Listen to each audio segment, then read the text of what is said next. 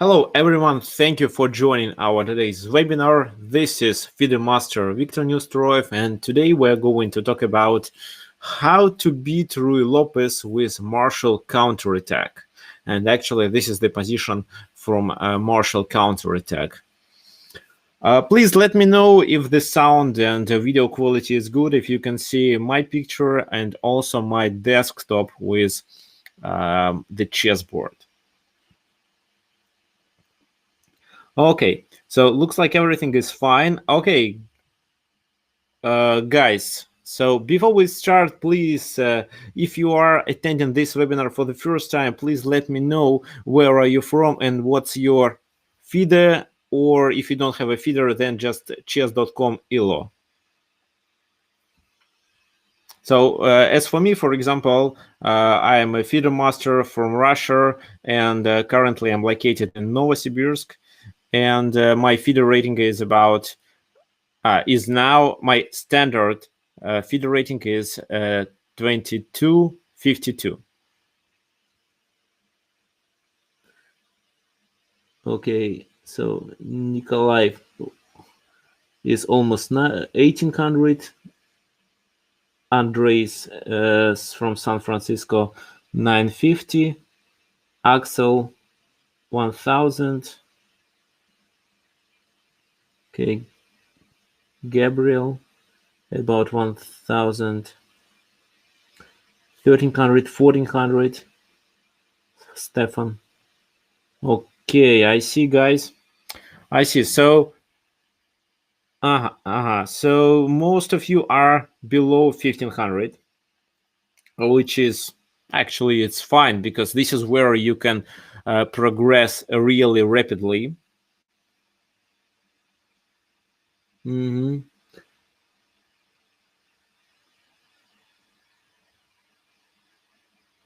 Namibia. Okay, yeah. Okay, so at this level you may progress really rapidly if you play sharp positions, if you solve puzzles and improve your tactical skills. And actually for people under 1500, Marshall counterattack is really good. It's even good for 2000 players, but if white knows the theory, he can always find a way how to make a draw. However, not every chess player knows how to play properly this position for white. Even I didn't know everything, every line, and I had to watch grandmasters games, to read some books, to be sure that I didn't miss anything.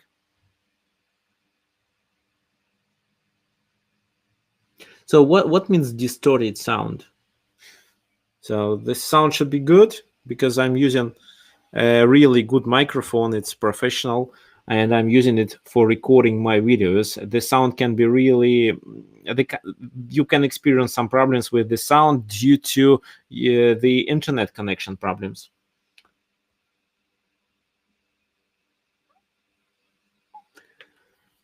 Okay, so fine. Before we start with the analysis, let me share something.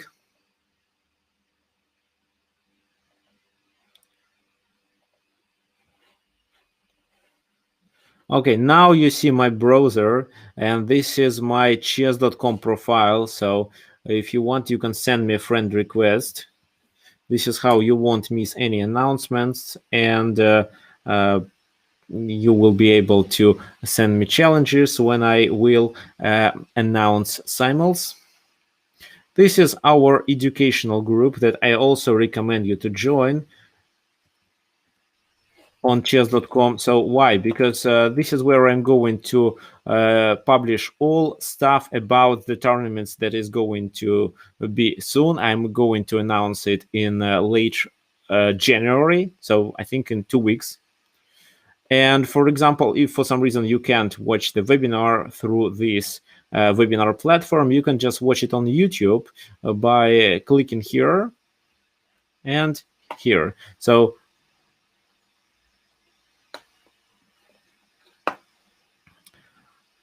just click play and everything will work. This is the link to my YouTube channel.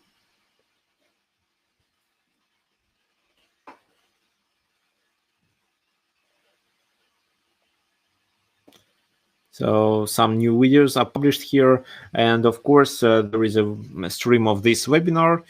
And well, actually, I think you will find it quite interesting. There are tons of useful and educational videos from where you may learn. If you want to watch all recent webinars, you can click on webinars playlist and find them all.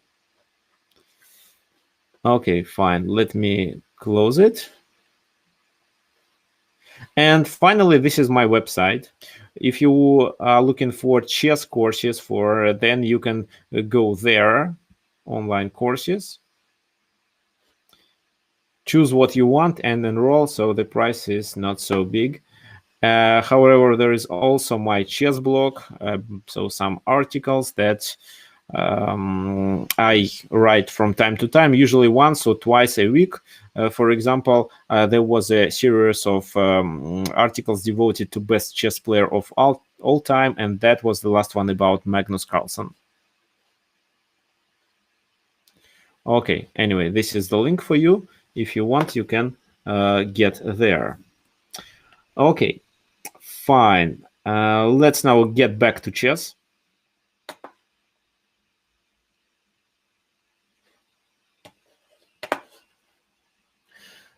First of all, probably you know that martial counterattack, or people also say just martial attack, is a good weapon against Ruy Lopez. e4, e5, knight f3, knight c6, bishop b5. This is how Ruy Lopez starts. So nowadays, knight f6 is more popular than a6, but I think a6 is quite a popular option, and as for me, I like it much more because I hate to play Berlin defense, especially with black pieces, actually with both colors.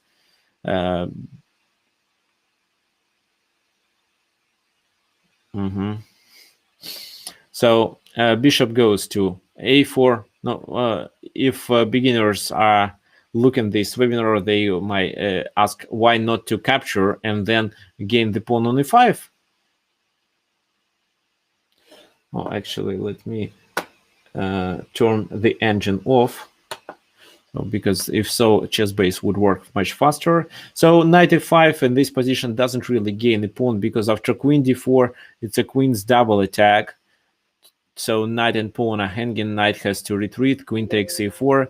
Queen takes queen e2 blocks the check. Queen takes queen, and this is where black is slightly better because of bishop pair. Oh, let's get back. Of course, almost nobody takes on c6. They all play bishop e4, knight f6, castle, bishop e7, rook e1. Now the pawn is hanging. That's why bishop c6 is now a threat, and we play b5. Bishop comes to b3, castle. And the most typical plan for Ruy Lopez is to play c3 and then d4. This is how white tries to occupy the center with the second pawn. Oh, it's very common when d6 is played, then d4, and white gets more space. However, the position is quite complicated, and it's a game for three results. White can win, black can win, and also a draw is possible. Another move instead of c3 here is h3.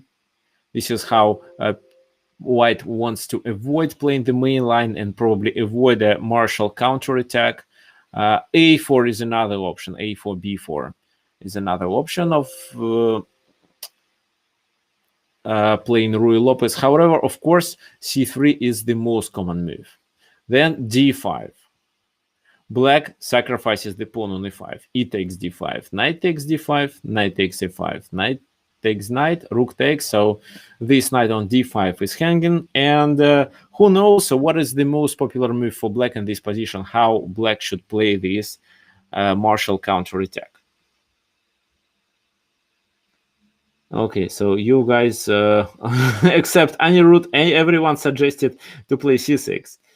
All right. Okay, and Vladimir suggested knight f6. Not bishop b7. I think bishop b7 doesn't work in this position, because the bishop should support. The bishop should stay on that diagonal.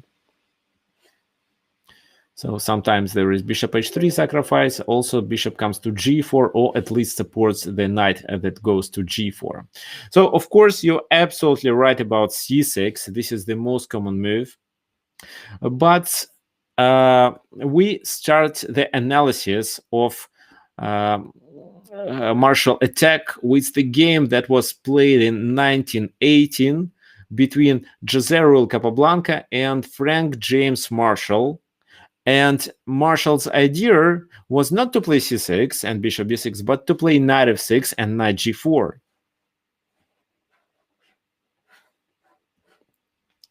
Actually, nowadays, this move, knight f6, is considered not to be the strongest one, and the white, no, it's very often when white knows how to play against it.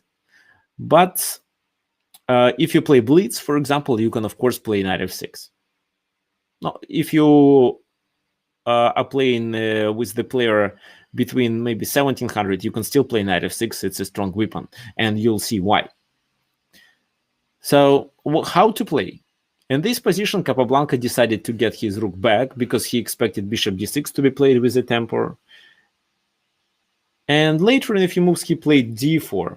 However, I don't think there will be a big difference if he plays d4 in this position. Bishop d6, rook goes back, and knight g4. h3 was played. What do you expect from Frank Marshall in this position?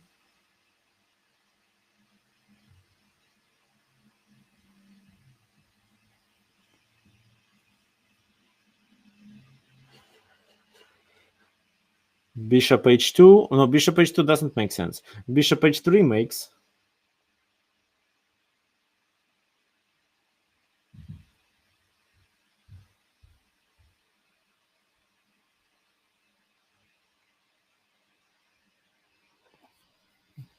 Okay, so while you are thinking about the next move, I will answer the question. There is a question from the viewer on YouTube, and he asks how to analyze chess game. It's a kind of a weird question because no, what to analyze the game. So you should find the mistakes that change the position evaluation, and then try to find a better options instead of what was played in the game. So this is how it works. And when you try to calculate all these options, you should always evaluate the position by the end of each variation. This is how usually the analysis happens. You can also do it with the help of engine, for example, Stockfish or any other, or you can do it on your own if you're a strong player. Sometimes I analyze myself, and actually for this webinar, I'm not using the engine, but however, I think we will need it later. Yeah, knight g4 was played.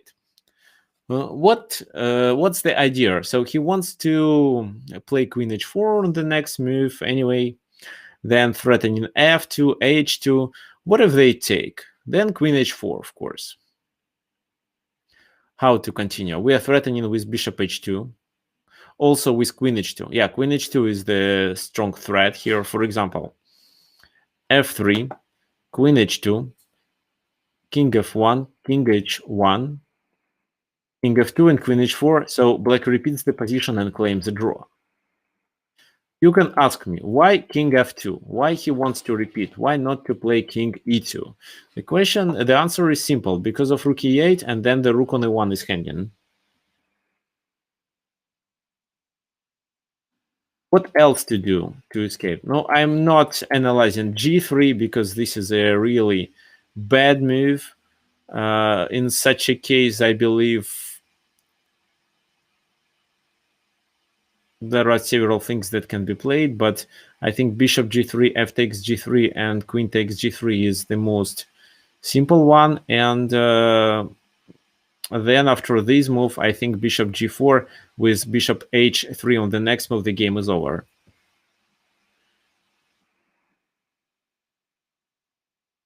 So what else to play? Probably rook e4. Rook e4, queen h2, king f1, queen goes there, king e2. And after queen g2, the attack is really strong because all these pieces are not active and can't help the king to defend. And bishop g4 is coming. This is the main problem, I think. So here black has a strong attack. The bishop g4 is going to be played. This rook is hanging, so the position is lost for white. Queen h4, queen f3 can be played. But after bishop g4, I think the attack is quite strong. Maybe this is not the best move. The other option that can be played in this position is queen h2, queen h1, and rook e. Yeah, queen h2. Go there, check. He goes there. Another check. King goes d3 probably. Queen takes here. Bishop takes f7. King goes there. I don't think that queen e8 works because of at least queen e2. Bishop f5. Yeah, bishop f5. So probably this move should be played. Then queen takes, and this rook is not hanging because of bishop f5. Right. So queen f3 doesn't work as well. So the idea of taking on g4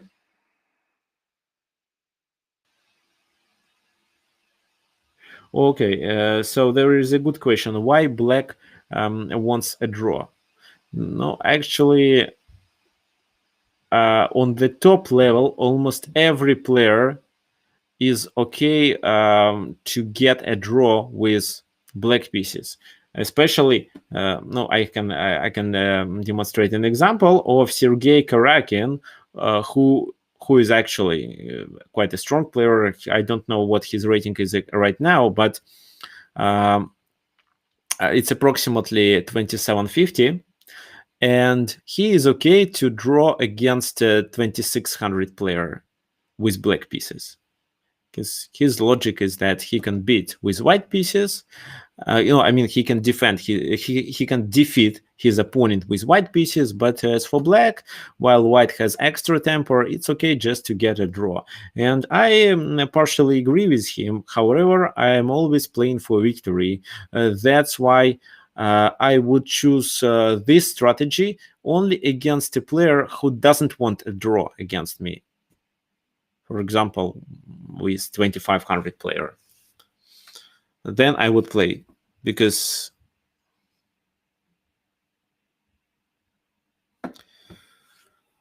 I'm sure that they would avoid three folds repetition and get into another line where they may experience real problems. Okay, so it's dangerous. No, it's almost a losing idea to take this knight on g4. So that's why queen f3. This defensive move was played on the board. Anyway, queen h4. So if h takes g4, then it's still the same thing. So queen h2, queen h1, rook e8 works. However, there is also another option that is suggested by another player. For example, Mikhail Tal. When he analyzed this game, he suggested bishop h2. No, not queen h2. Bishop h2, king f1, bishop g4, queen e4, and bishop f4. The bishop is not hanging due to a discovered attack with bishop e2 check. g3, queen h2. And now, what? Bishop f7 was suggested by Mikhail Tal here. King takes f7, queen d5. Oh, of course, not queen f4, because then king goes back and the f2 is hanging.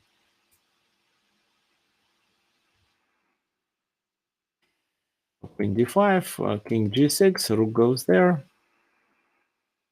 King escapes and the f2 is still hanging. This is probably the best thing that white can do, but still they lose after rook f2. Because if queen f2, then we check and play rook e2 with a winning position. So if king goes to d3, our next move is queen e4 mate. If queen blocks, it's just a winning position. And if king takes on f2 here, just rook f8, and the queen is lost. So bishop f7 doesn't help. The other option is to play rook e3, rook a8, and the position is losing. So, for example, bishop g3. Of course,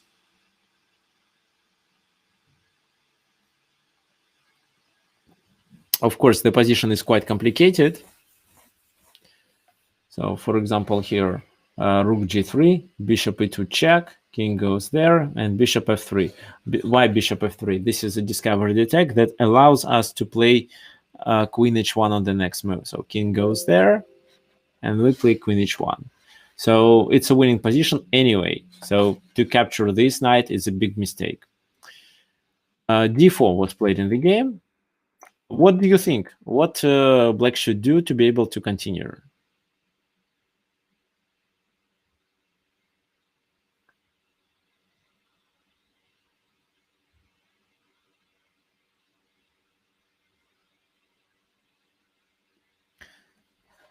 No, if you were black, please. Oh, c6.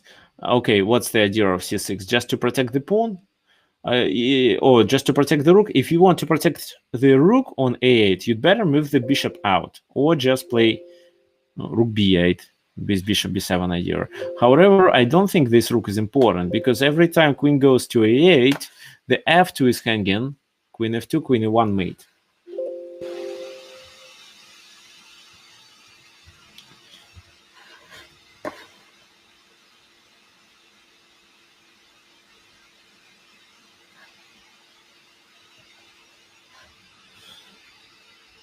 Bishop b7, maybe bishop b7 is definitely a move that deserves attention.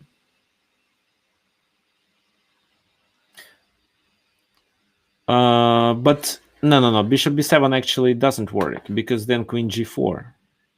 That's the problem. So the bishop should stay on that diagonal. Okay, and here again, Nikolai is absolutely correct. It's knight f2 move. So if queen takes f2, I believe it's just bishop g3. Bishop g3. And then we take on e1. So for example, bishop, queen f7. Queen f7 looks really good, because after this move, this is a mate. Okay, no, not bishop g3.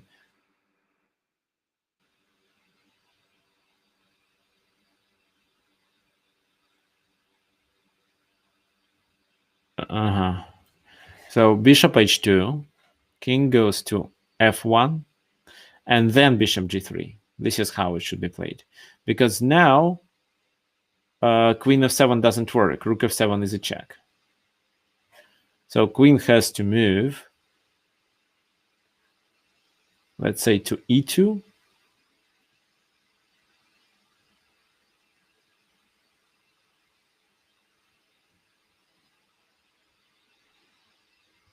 And then how to play? What do you think?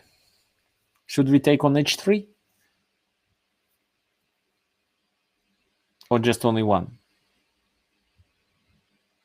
Or bishop f... No, bishop f5 doesn't make sense.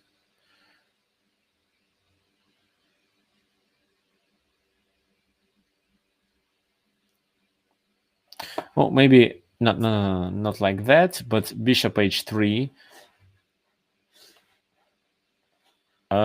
G takes h3.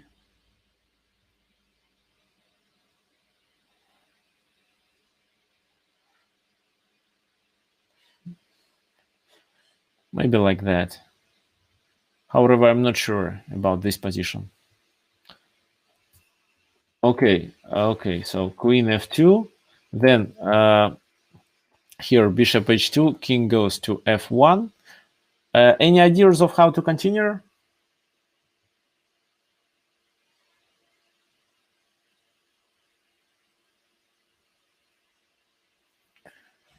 So this line, queen e2, bishop h3, g takes h3, queen takes, and if queen g2, then we just trade and play this position. Yes, it's absolutely winning for black because of two extra pawns. No, not absolutely, but much better for black.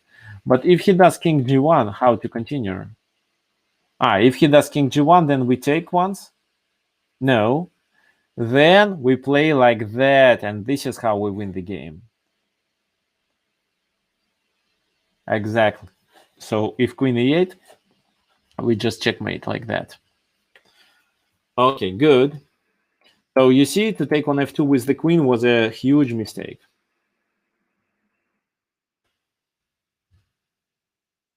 Let's get back to what was played on the board. Rook e2, this is what Capablanca played. However, it's not the best option.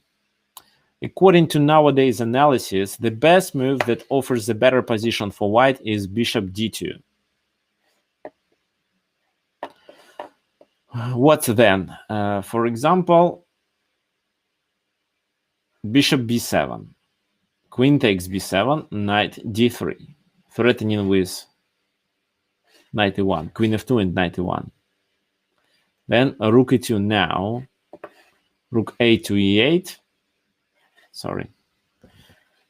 rook a to e8, then queen goes back,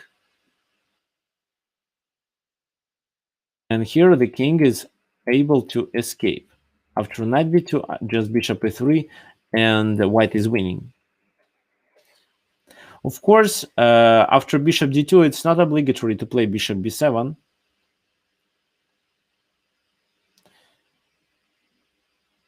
For example, this move can be played.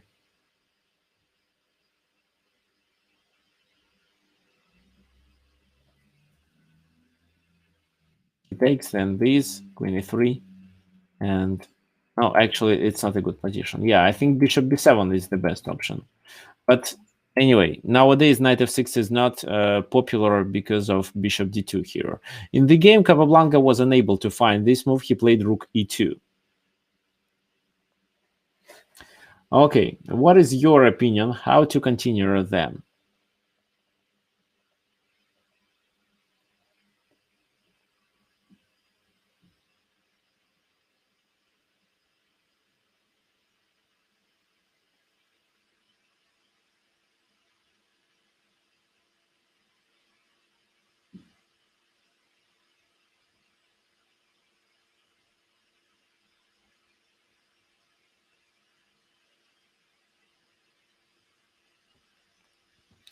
Knight h3? Well, knight h3, g takes h3. Then what?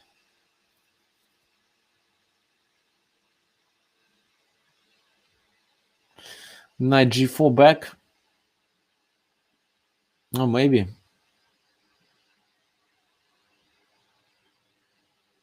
I don't like knight g4 back. I think there is something wrong with such a move.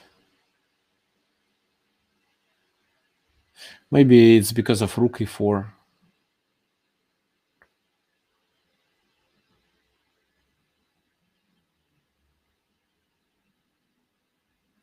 Or bishop f4.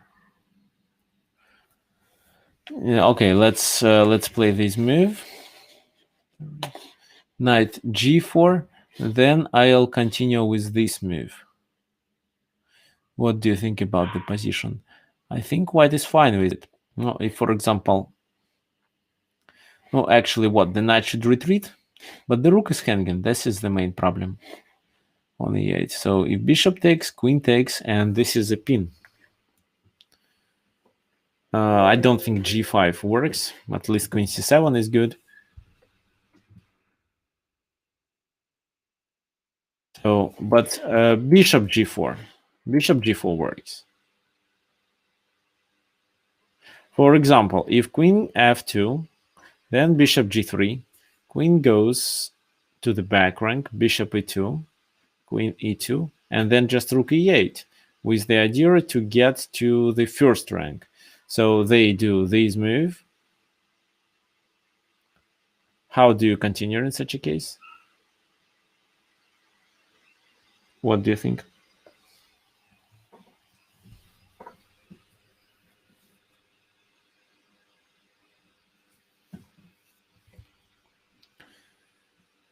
Bishop f4.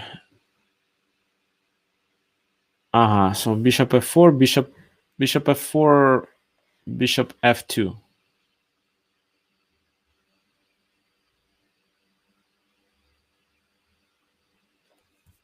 Maybe it wasn't the best move.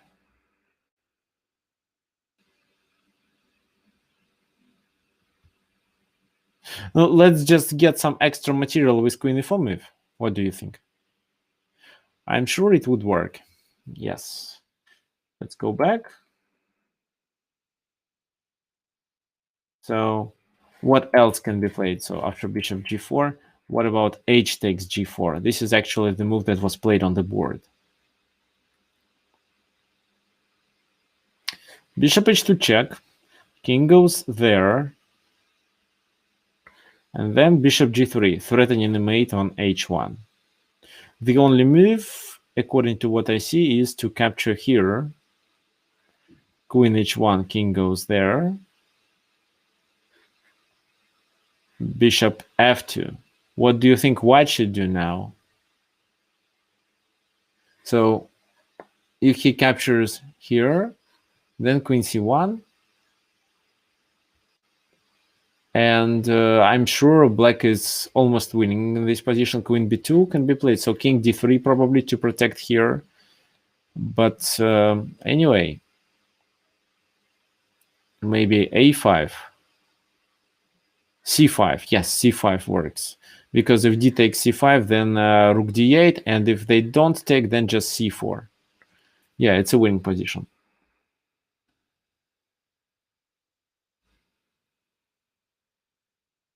Oh, if king takes, then I believe it's almost the same thing. King takes, we take here, then he has to protect on b2, probably with this move. However, the queen becomes the object of the attack, goes there.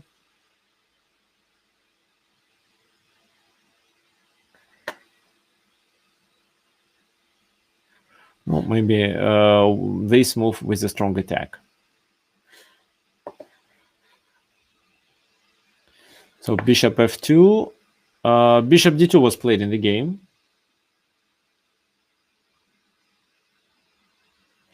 Okay, there is a good question from Inesh. Why not to play bishop g3 instead of bishop h2? So probably here. Good point. But I think it doesn't make much difference. If rook f2, then it's still the same line. There is no better way to continue. So that's why I think the difference is, there is no difference. So bishop d2 was played, bishop h4. Queen h3 to offer a trade, checks, king d3, queen f1, king goes to c2, bishop f2. Queen f3 to pin, but queen g1. So he unpins, but wanted to keep the queen on the first rank to be able to pin this knight. Bishop d5. c5 is played to open the position. D takes c5. Bishop takes c5. b4. Bishop d6. a4. So why a4? This is how white wants to activate the rook. If they open the a file, then the rook on the the rook from a1 can go to a6 or a8, and then there will be no need to move the knight. It can move out later, and the king is quite safe on c2. a5 was played, kind of a counter play. A takes b5, a takes b4 to open the king's position. Rook a6, so rook escapes. B takes c3, knight c3, and then bishop b4. So the idea is to take the advantage of this pin by playing rook c8, or just take on c3 and then rook c8. Well, b6 was played. They take and then they play h6, b7. How would you continue in this position?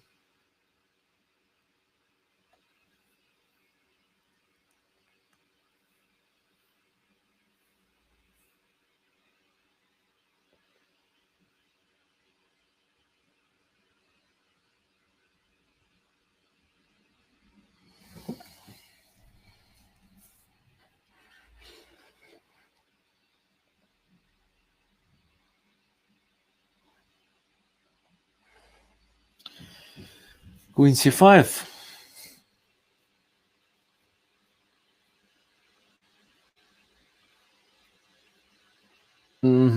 So maybe queen c5 looks good. Okay, let's ask the engine about which move to play. Because on a few moves, black resigned.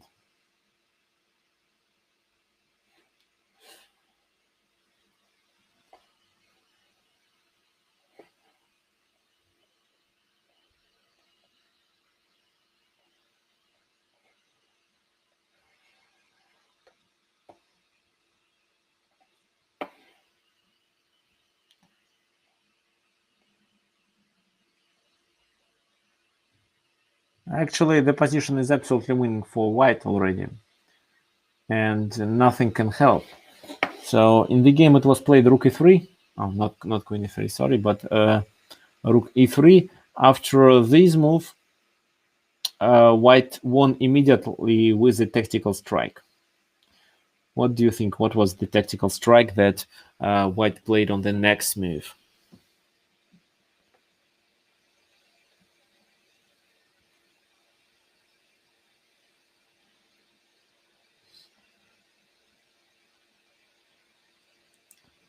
Queen f7. Queen f7, rook f7, and then b8 equals queen. That makes sense. King goes to h7.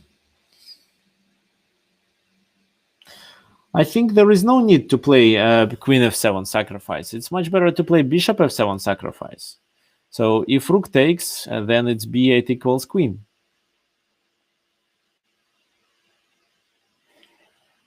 King goes h7. And so the final move can be this, because after king takes, it's queen h8. And queen h5 on the next move. Checkmate. If he captures with the pawn, I don't think there is a big difference. I still believe this move is good. He goes there, and then just queen g8 is okay, because there are no moves but to block, and then queen takes this rook, and it's still a checkmate. So what else can be played? The king can move. If it goes there, it's queen f5 check. But if he goes there, it's bishop g7. So then he takes, then queen goes there. King f7, queen goes not g6, but h6 immediately, and this is a checkmate. So it's the same thing. Okay, so bishop f7 wins the game, and that's why black resigned. What about queen f7 in this position? I don't like such a move because of king h7 here. And then what? So promote to take the rook. If you just take the rook, then you give a temper for black, and black may initiate the attack. Looks like there is nothing black can do, actually. Let's say they play this move. No, it doesn't work, just bishop d2. So yeah, it's still a winning position. Yeah, queen f7 works as well. Or they can go to this position, rook f7, b8 equals queen, and king h7. It's a winning position for white, but it's not so obvious. Because if bishop f7 is played, then queen f2, check, and the bishop is hanging, so the game continues. It's much better to play bishop f7 instead of queen f7. Okay, so this is where Frank Marshall lost, and actually Capablanca was better, but the idea of Marshall's attack was really good. Okay, there was a question. Why not to play in this position bishop h3 instead of, oh wait, knight h3? Let me check what was the question.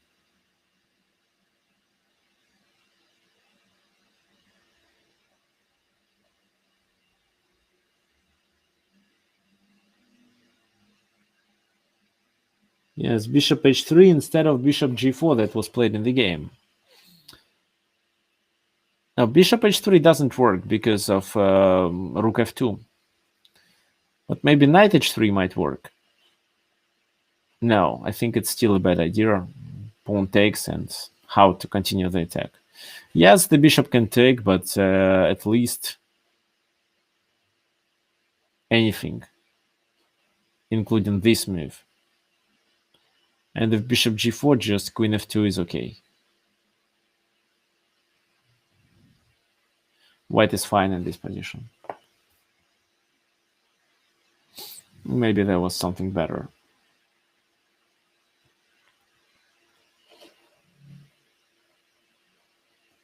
Okay, let's go back.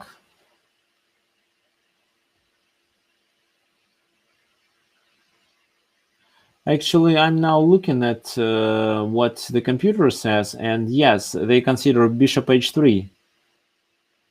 So rook e2, and in this position, yes, bishop h3 is a better option. And they suggest to play this move, bishop takes, then pawn takes, knight takes,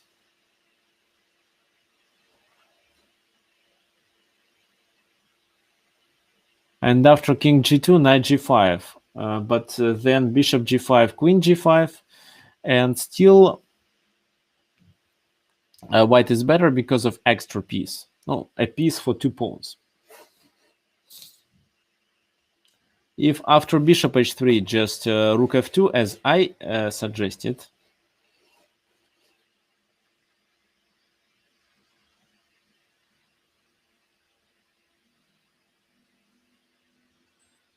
then probably bishop g4 is the best move. Or bishop h2, bishop g4, and yes, and then threatening with a checkmate. So for example, if queen moves, it's a checkmate in 2 moves, because bishop on g4 is covering the e2 square. That's right. So yes, bishop h3 is much sharper, and if you want to play like Frank Marshall, you'd better follow this strategy, and instead of playing bishop g4 in this position, you'd better play bishop h3. Yeah, thank you.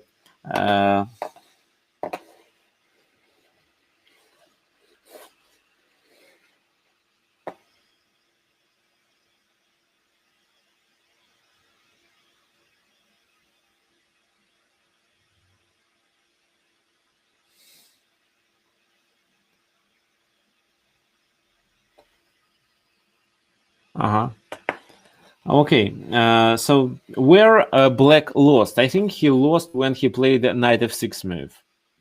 This is incorrect move, unfortunately. Of course, the position is quite complicated, and any mistake could change the evaluation of the position.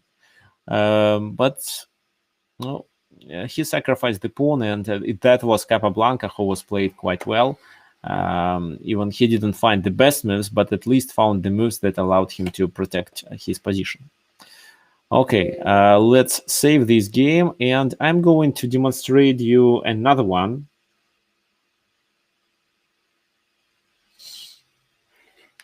The game, yes, so this game, the game between Matthew Saunter and Jonathan Sarfati. So e4, e5. Knight f3, knight c6, bishop b5, so it's Ruy Lopez.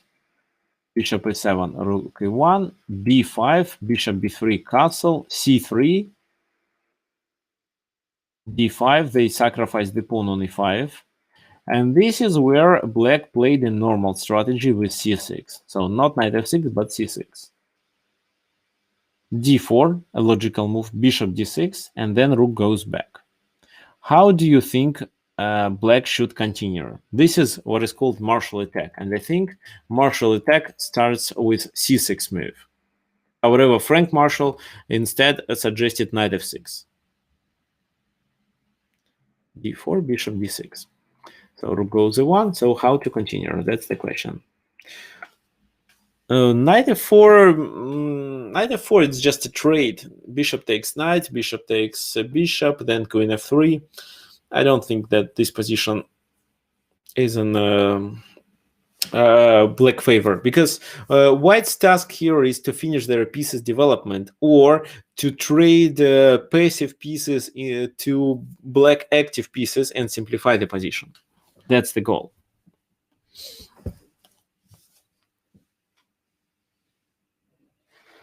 So bishop h2 is unlikely to work in this position because king takes, queen h4, and king goes back. There is no ideas of how to continue then. Queen c7, g3 or h3, but queen h4 is the best option, right? So what do you think about h3? Looks like a logical continuation, and I believe that 50% of all players that you're gonna play with will answer this move, because h3 is the most logical defense here. How to continue? Because h3 loses the game immediately.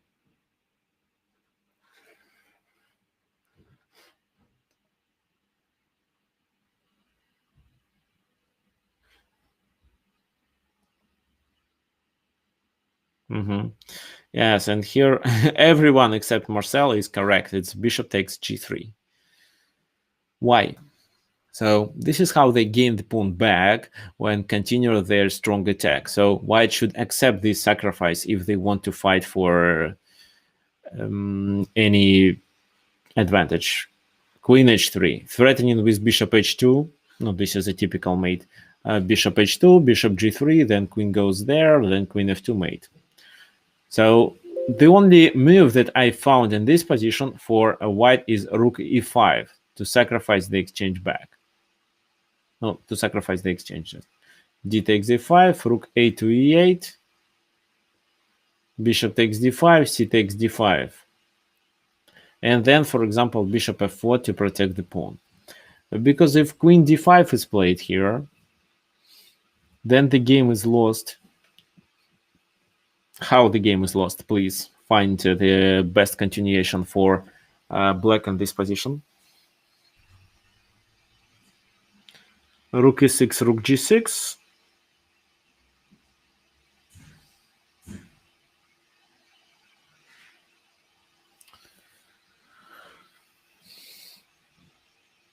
Now, rook e6, bishop f4, rook g6, bishop g3. Yes, it's rook d8. It's a simple move, rook d8. So the queen has to move to be able to cover this square. That's why it's b3, queen g4 check, king goes there, but after rook d1, there is no defense. Threatening with rook g1, queen g2, or queen g1, and so on. They only have to sacrifice the queen. So that's why the d5 pawn is not hanging. So bishop f4, and now rook e6, knight d2, rook g6, bishop g3. How to continue? What do you think?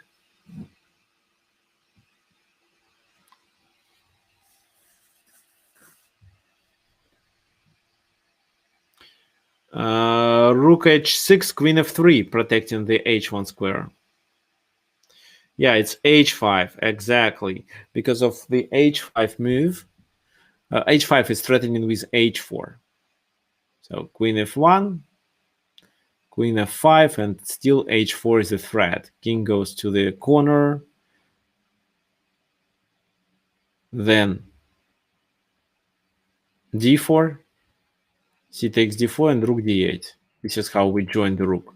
If knight b3 to protect the d4, then h4, as it's shown here, bishop takes h4, and queen e4 leads to extra piece, or a checkmate, I believe. If not, then rook takes on d4 and h4 anyway.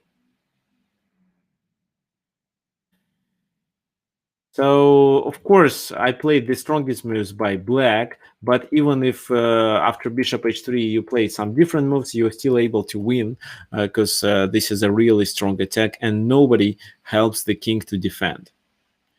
So that's why the best response and the only move that continues the game is g3. Queen h3.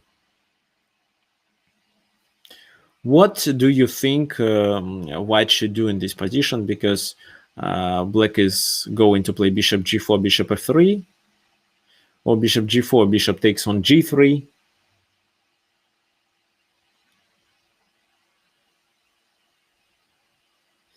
White wants to trade the queens. Probably yes, but how? Queen f3, queen g2? Yeah, queen f3 is one of the possible options. Queen f3, bishop g4, queen g2, but queen h5. Bishop e3 to close the e file, however, rook a e8, knight d2, then rook e7,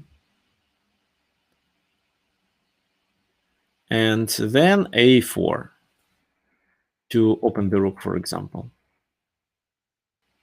That could make sense. This is a playable position, and both sides can win. After a4, maybe f5 deserves attention. If bishop d5 here, which I don't think is a good move, and then like that, then just bishop h3. And at least black can repeat the position and claim a draw. So it's very often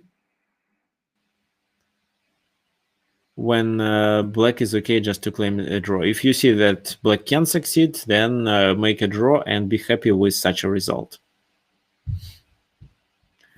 Okay, so bishop d5, c takes d5, bishop f4, bishop h3. And here, what if queen goes to h1? If queen goes to h1, which is a bad move,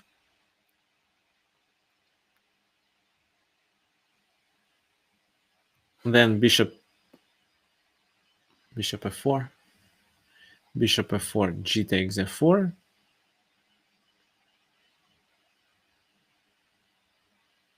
No, bishop f4, the rook is hanging.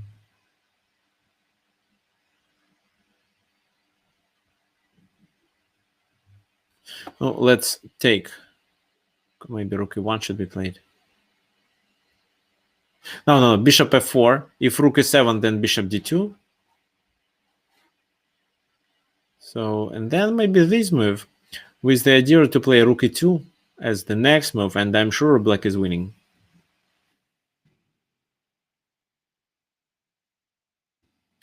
Queen g6, queen g2, I'm not sure if that was the best idea. So queen f3 is a possible move. However, in that game, it was played bishop e3, and bishop e3 is the most popular move in this position. Bishop g4, queen d3, rook a to e8. Oh, why this rook? Because sometimes black should play with the f pawn, f5, f4, and so on. Knight d2. How do you think we, as black, may continue in this position?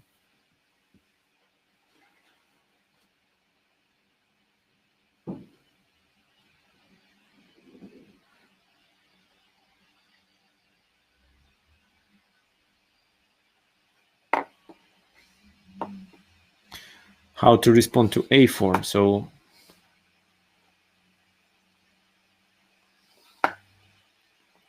you mean in this position? Oh, double the rooks.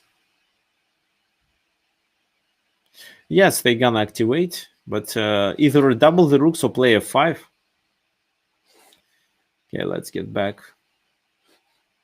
So bishop e3, Knight d2. Yeah, and here the question was how to continue. And you suggested rook e6 and rook h6 after bishop what? Oh, a5. No, I don't think a5 makes much sense because he wants to get his bishop back, probably bishop d1. So because this bishop is quite strong and bishop f3 is always a threat. So something like bishop d1 definitely helps. No, rook e6, of course. The idea is not to play rook h6, but to double the rooks. Queen f1, queen h5 to avoid a trade. And if, for example, f3 in this position, then let's decide what black can do. What do you think?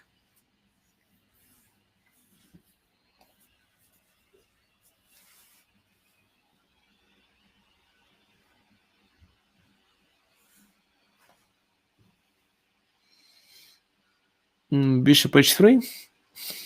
Bishop h3, queen f2.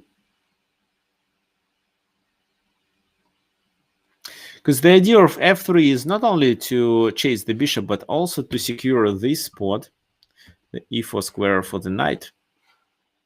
So bishop h3, queen f2, and knight e4 on the next move.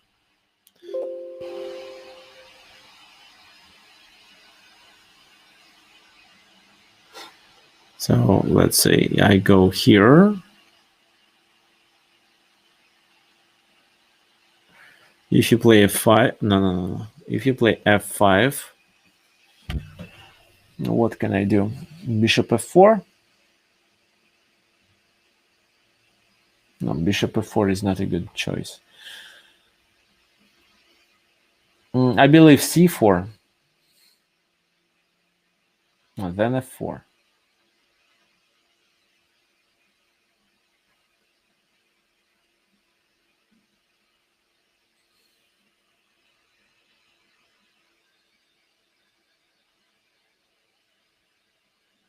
What do you think how to continue for white in this position?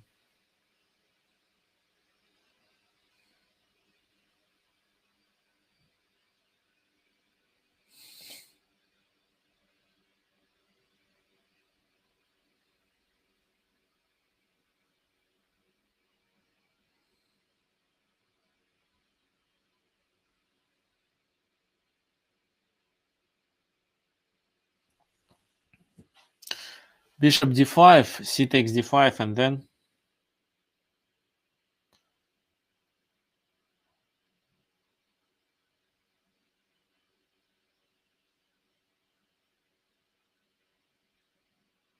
oh, maybe f for now. Yes, that works, but the bishop is bad.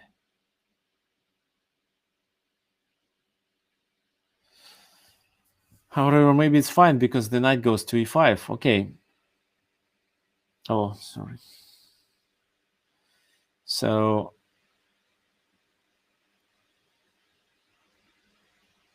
if I play queen d3, f5, then not. If I play queen d3, then f5, and I play bishop f2. Okay, this is the best option, right? This is what works in this position. Fine. So if f3 is played, then knight e3 is the best move. So queen f2, two pieces are hanging, knight d5. Because if not queen f2, but let's say this move, then knight f1, g takes here, rook takes here, rook takes rook, knight d2, black is winning. So that's why after knight e3, queen f2 should be played. Knight goes back to d5, f takes g4, queen g4, queen f3 offers a trade. Oh, anyway, we don't accept it, but rook e6, f takes e6, the queen is under attack, but after queen g2, the position is equal. e6 is a weakness, but at the same time, black controls the f file. The knight is quite good on d5 and is likely to be under attack. So f3 could guarantee a draw, but a4 was played in the game, which is also okay move. Rook f to e8. A takes b5, a takes b5. And this is where this is where white chose a dubious decision. He decided to trade the bishop for a knight. What do you think white should do? The e3 is hanging right now.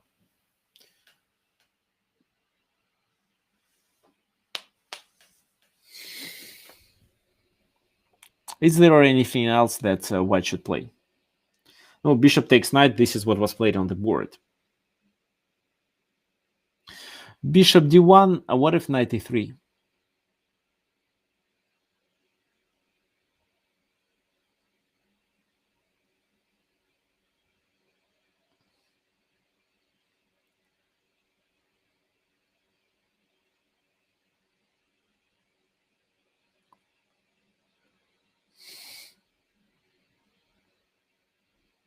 I'm not sure what move exactly to play. Definitely not f3 because of knight takes e3. So I think maybe something like that or something like rook a7.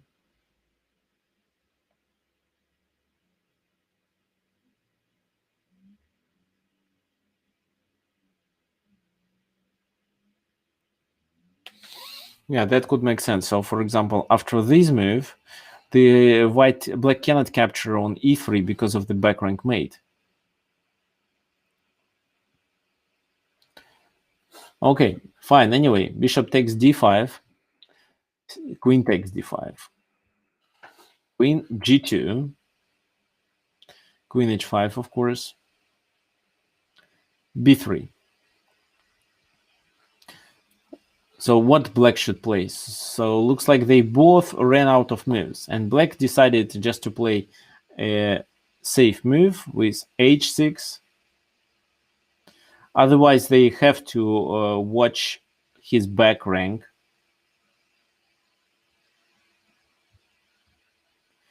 And this is where I believe white played a mistake. He played c4 move. The move is illogical, of course, but at the same time, it opens the position. So white is one pawn up, but the problem is that black has a bishop pair, and he can exploit his bishop pair in case if the position becomes open. And by playing c4, white opens it. Bishop b4. C takes b5, c takes b5, and rook a8 was played. What do you think black should do in this position?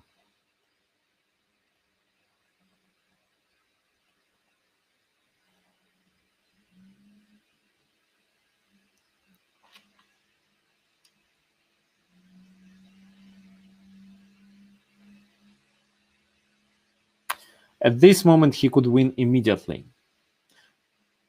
Rook takes a8, but what for?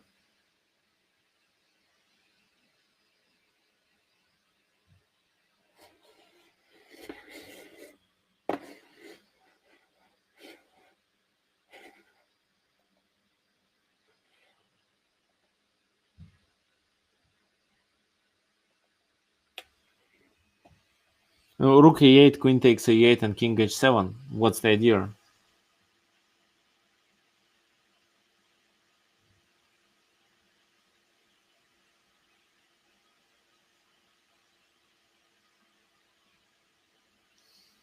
A rook trade. Okay. Check on f3. If check on f3, it's not a check actually. If bishop f3, then rook e8, intermediate check, and then queen takes or knight takes f3. Oh, queen takes f3, I think. Bishop d2 right now. Bishop d2. Bishop d2, bishop takes on d2. Or maybe rook takes e8 first. No, I don't think it works. No, I'll show you. So bishop d2, bishop d2, bishop takes d2, rook takes e8, bishop takes e8, and then what? Bishop f3? No, bishop f3 cannot be played. The rook is hanging. So rook takes, queen takes. I think it's approximately equal.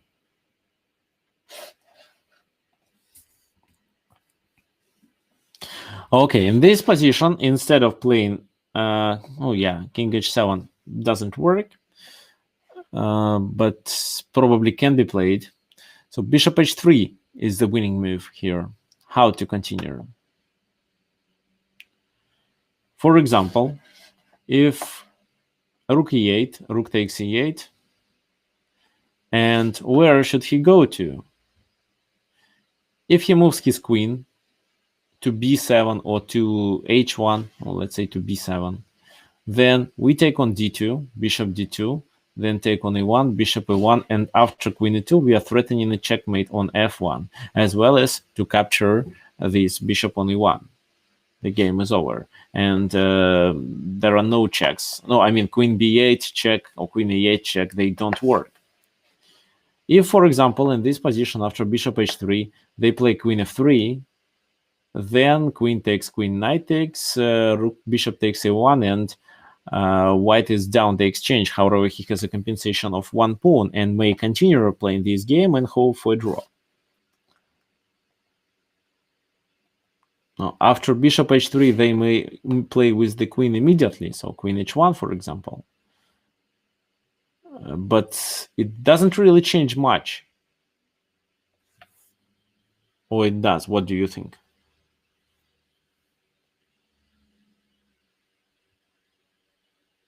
No, it doesn't. How to play in this position after queen h1? I'm sure you may find the solution.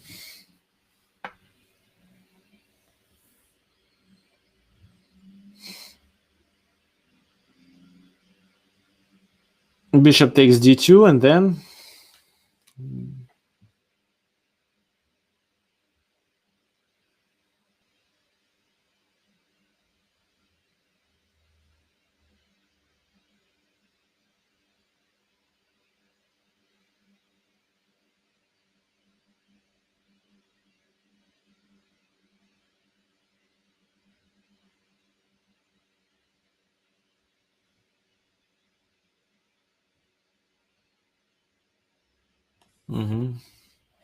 so bishop d2, bishop takes d2.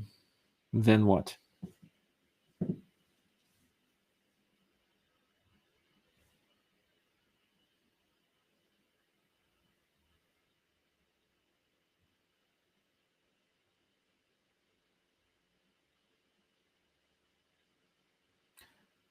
So it's not obligatory for him to capture.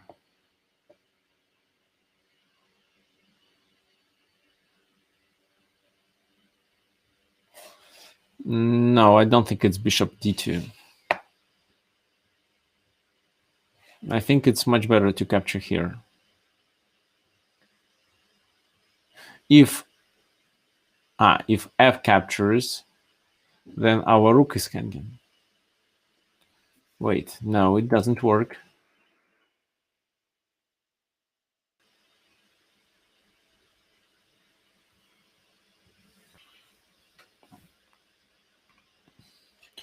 Bishop d2, bishop d2, rook e1, bishop e1, and then maybe queen e2 in this position. He has to take, otherwise he is checkmated. Queen takes, the bishop is hanging. How to protect this bishop? Probably just to move it.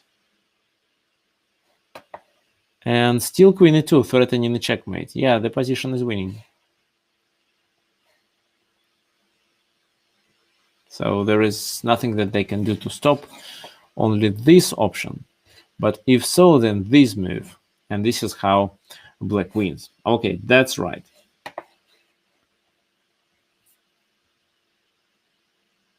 So rook e8 was played instead. Can you imagine it? Instead of playing bishop h3, what was absolutely winning move, a grandmaster who was playing with black pieces decided to trade a rook and get his king out.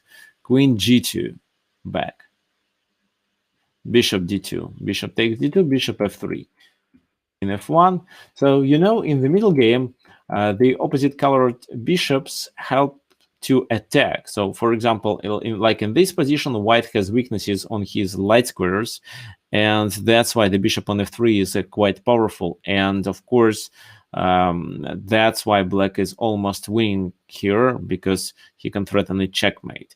And the dark squared bishop on d2 is enabled to cover the weaknesses of light squares, of course. That's why some people say that having opposite colored bishops in the middle game means like an extra piece when you are into the attack. So rook e1, queen e1, bishop d5. So black has a pawn down, but his position is much, much better. It's almost winning because white has always to think about the checkmate. Queen f3, and then queen g2 or queen h1. Queen e3, queen d1 check. Bishop blocks.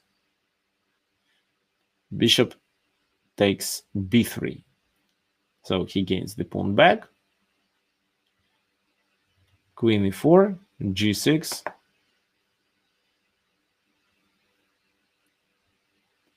And h4. No, with the idea to play h5 or just escape with the king. Bishop c4. And I think here they made a critical mistake. Okay.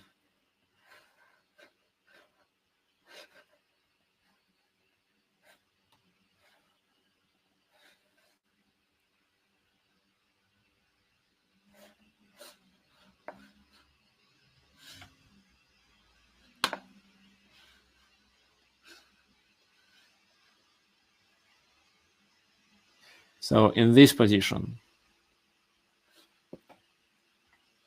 white played queen e3.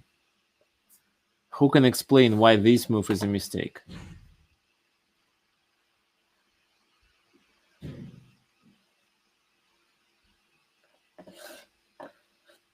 So let's make queen e3 on the board.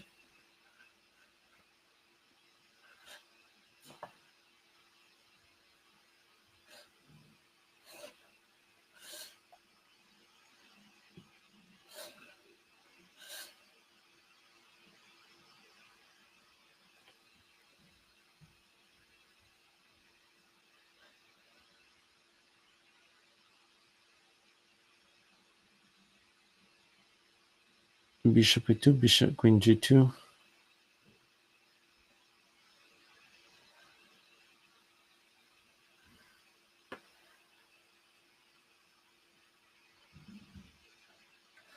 No, b4, yeah, almost b4. Bishop d5 first and then b4.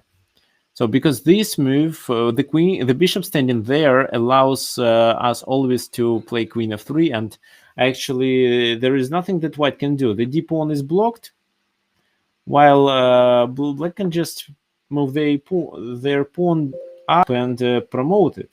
So instead of playing queen e3, in this position, I believe something like king h2 could offer some drawing chances. So because b4 cannot be played right now, and I don't really see a clear plan. For example, queen h5 with bishop d5 idea. But then, let's say, queen e5, for example. If only they trade the queens off, then this is a draw, of course.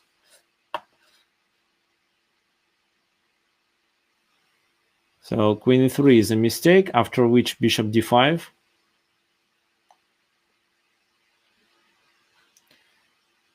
King h2, but it doesn't work because of b4. King h3, he tries to escape. b3. And bishop d2. How would you continue? What is the most simple way here to win the game?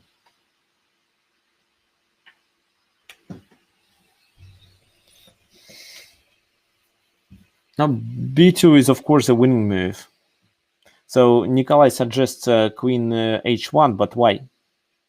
Queen h1, king g4. What then?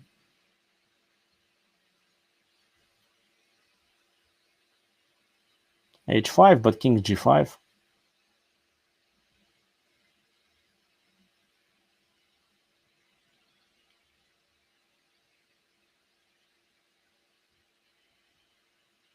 Oh, queen f1, he escapes to g4.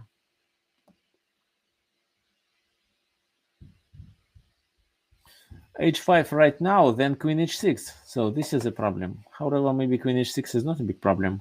Queen h6, king g8, and there is no continuation.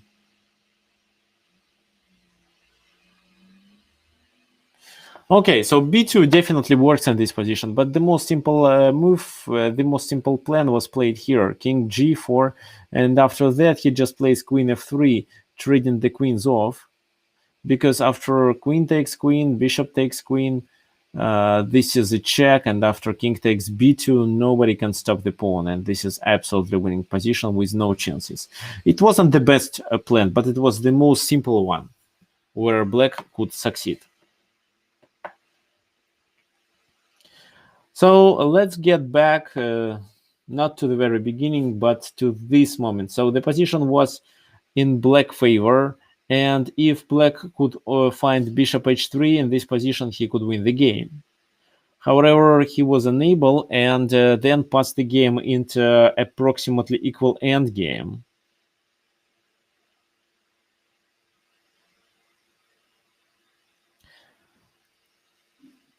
But the position was better, and I think the main mistake of white was here to let black activate their bishops. If not these moves,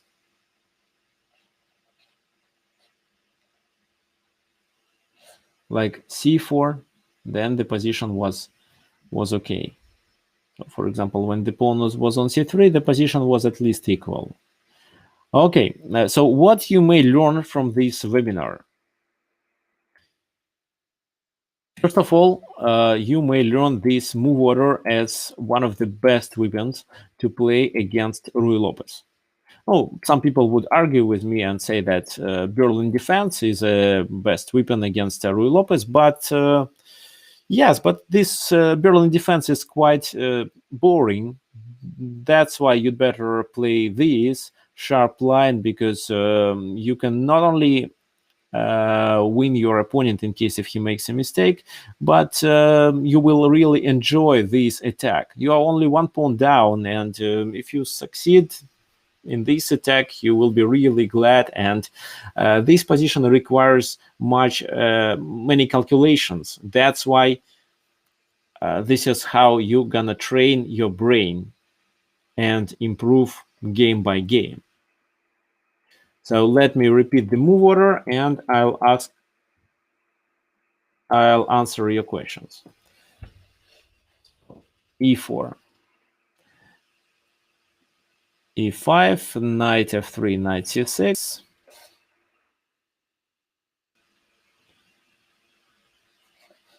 bishop b5, a6, bishop a4, knight f6, castle, bishop e7, rook e1, b5 first, bishop b3, castle, c3, a typical move. If not this move is played, then you should play something else, but not martial attack.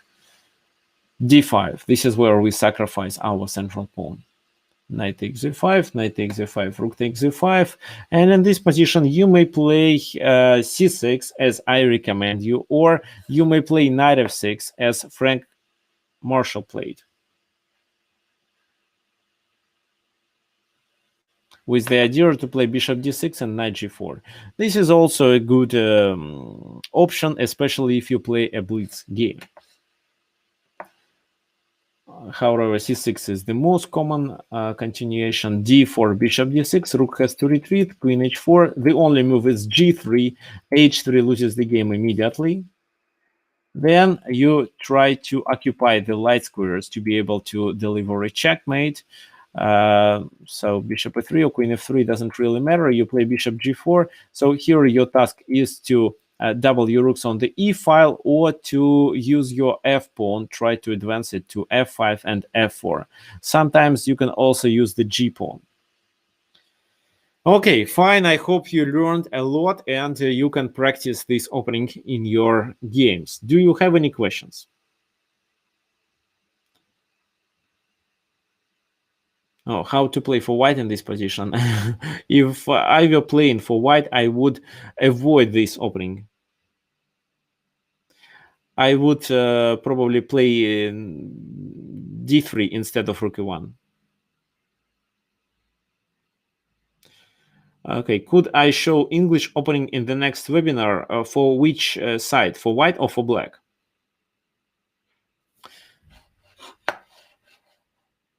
Now, if you want to play this position for white, you can just you should just learn all these lines and just be ready to to be often under the attack.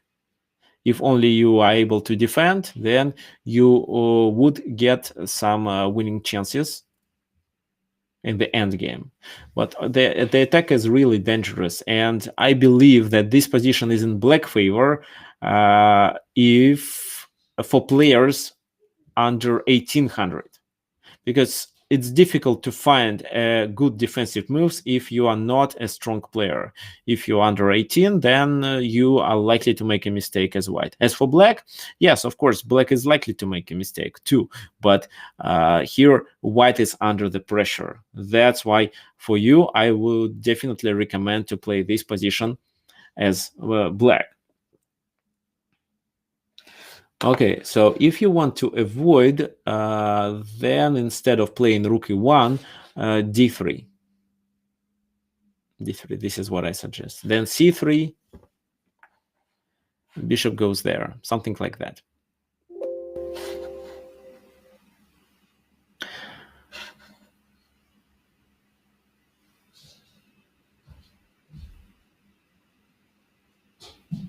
So how to find the solution for that? The solution for what? How to defend properly? Just calculate every line and expect that your opponent gonna strengthen the attack at every next move. Can you recommend a book to catch up on years of not playing? I actually recommend you solve puzzles instead. What about the lines of the Urusov Gambit? I'm not a fan of this line, so if you like it, you may play, but it's considered to be in black favor. The attention for white is for the king, so the development of the pieces on the queen side is too slow. That's right, actually, that's the idea. In martial counter attack, that the pieces are stuck on the queen side, white pieces are stuck on the queen side, and that's why this attack makes sense and is possible. So, for example, I would definitely recommend playing this attack for kids, for people under 15. Because this is where they may progress quickly, because this line forces their ability, improves their ability to calculate. So what about Sokol's game? I believe it's b4 as the first move. I can show how to play as black, but no, I don't think the next webinar will be devoted to it. Count Sicilian, okay. I will, but not on the next webinar. I'm going to release a course about Count Sicilian. It's gonna be published on Chessable. So, and when the course will be released, I'm going to conduct a webinar, of course.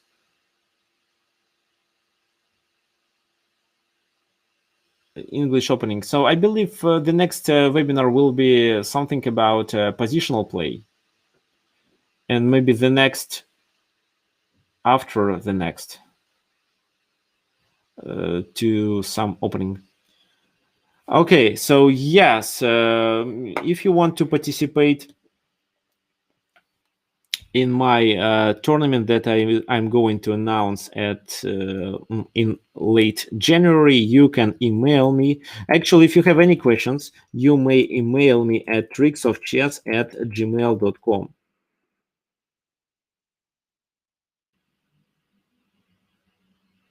Okay, so Nikolai said Nader variation. Yes, it's quite a good opening. Yeah, it's nowadays it's considered to be even maybe the strongest Sicilian opening.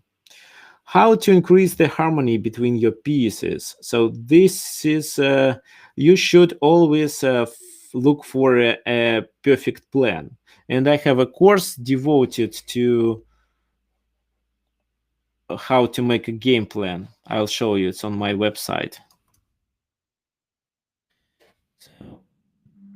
tricksofchess.teachable.com.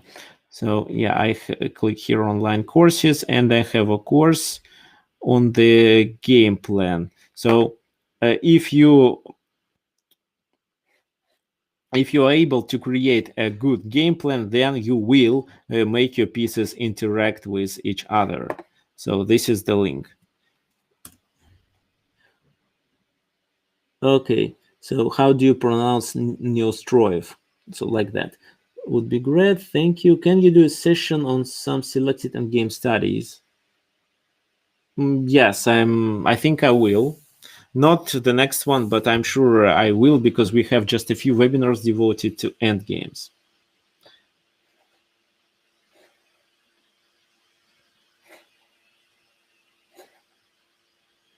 Okay. Okay, thank you. If you like the webinar, don't forget to subscribe to my YouTube channel. This is the link for you to subscribe. Also, you may send me a friend request on chess.com, and of course I will accept it. And finally, the link to my website where you can find my courses, and if you want, you may enroll into them. If you have any questions, of course, email me, or you can message me on chess.com as well. And hope to see you on the next webinar. If you have some friends who are also interested in chess and want to improve, you may ask, no, you may suggest them that to join the webinar, because no, you believe me, it really helps. Okay, thank you. See you next Sunday.